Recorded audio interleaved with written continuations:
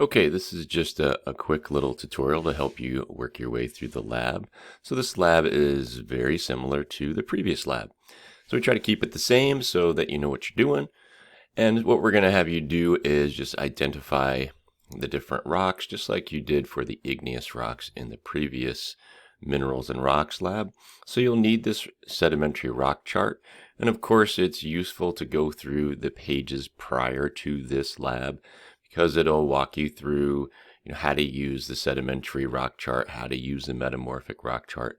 Basically, we're making some observations about the rock. So, the information you've learned from lecture and everything about how are sedimentary rocks formed, and then what do we look for when we try to figure out naming these rocks and what they mean. All that information is something you're going to need so that you can do the lab properly. But it is set up like the previous lab, so hopefully that helps with what you're doing here.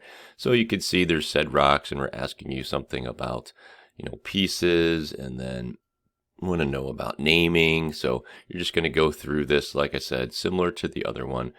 You'll go through and you'll identify the different categories and different makeups and how we walk through the naming of the rock. So pretty simple, just up to 10 questions there. And then we'll just do the same for metamorphic rocks. Once again, you have a metamorphic rock chart, and you'll go ahead and go through that.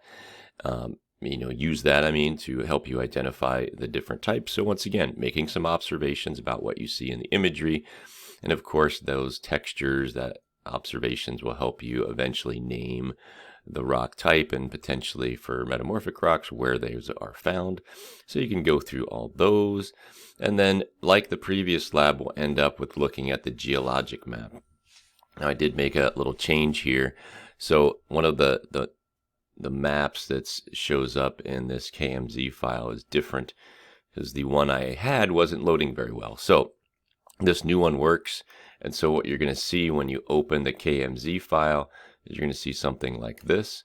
And so you should see, once you expand, right, these, if they're not already expanded, you'll see the 4 places I want you to visit. And this is the geologic map. And so if you can uncheck it, of course it goes away. You can see your 4 spots here.